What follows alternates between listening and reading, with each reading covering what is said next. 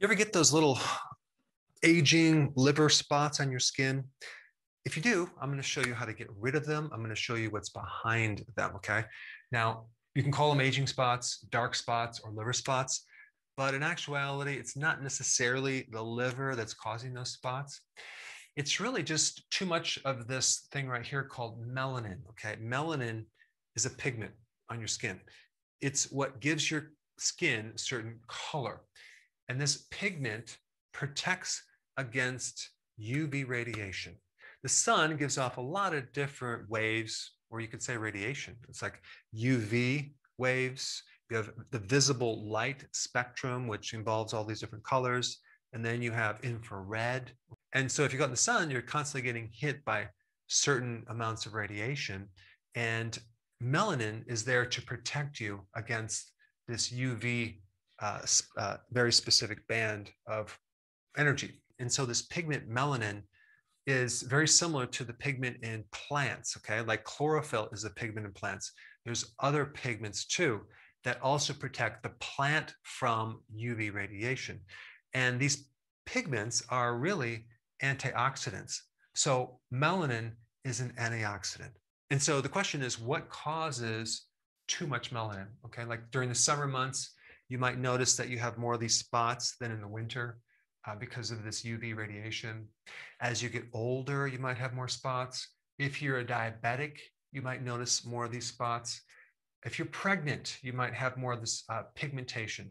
If you are on birth control pills or are taking hormone replacement therapy because of estrogen, you might notice more of this pigmentation. Also, when you're under a lot of stress, you could notice more of this pigmentation. Why? Because excessive estrogen increases melanin. Excessive cortisol increases melanin. Excessive insulin increases melanin. And so you have all these triggers that are increasing melanin, okay? The purpose is to protect you against UV and also act as an antioxidant. So in your mind, you might think melanin is a bad thing. No, it's trying to help you. So the real reason why melanin is increasing, it's trying to counter all the free radical damage and the oxidation that's happening in your skin. You have a tremendous amount of networks of antioxidants in your skin, way more than in your blood, okay? Even like vitamin C. You have certain amounts of vitamin C in your blood, but you have way more in your skin. And so when your antioxidants go down in your skin, guess what's going to have to take up the slack and do the work of these antioxidants? Melanin, okay? So when you see these little spots on your skin, realize they're trying to help you, and they're an indication that you are low in antioxidants in your skin. You're low in vitamin C and other antioxidants. And so when you look at the mechanism behind melanin, there's this enzyme here called tyrosinase that actually, it's kind of a browning enzyme, and it's going to be necessary to make melanin. And so if you look up tyrosinase inhibitors, okay, things that will inhibit this and help balance it out, they're all antioxidants, okay? You have cinnamon, cocoa bean, grape seed extract, green tea, aloe, vitamin C, licorice, quercetin, and melatonin. Melatonin, okay, different than melanin.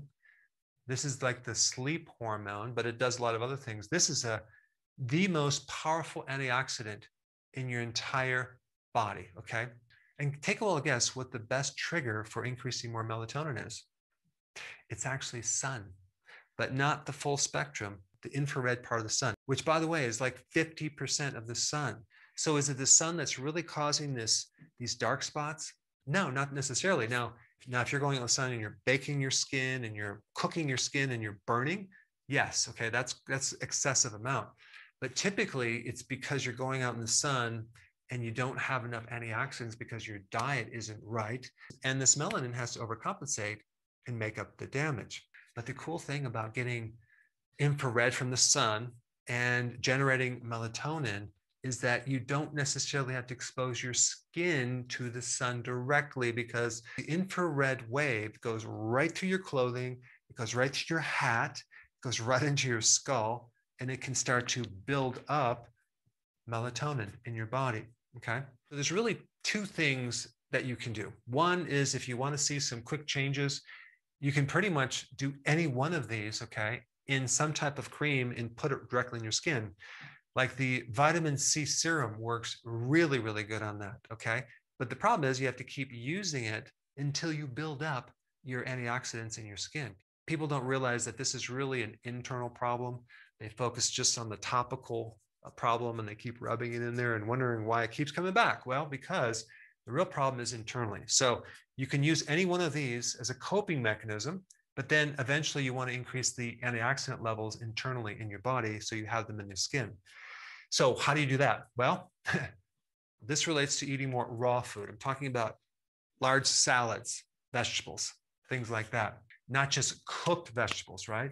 Eating foods high in zinc. Zinc is so important for your skin and also building up your networks of antioxidants, okay? Fasting, by the way, is a huge trigger of building up your body's antioxidants, okay? Fasting and also exercise, both of them very powerful. And this is why fasting is so good for your skin. Also, of course, avoiding sugar and stress because both of these deplete you of antioxidants, okay? And then, of course, if you're out in the sun, avoid burning your skin. Be out in the sun on a regular basis, but then cover your skin before you burn, okay? Now, if you have not seen my video, melatonin, it's a really good one that'll explain how to increase that from the sun. Check it out. I put it right here.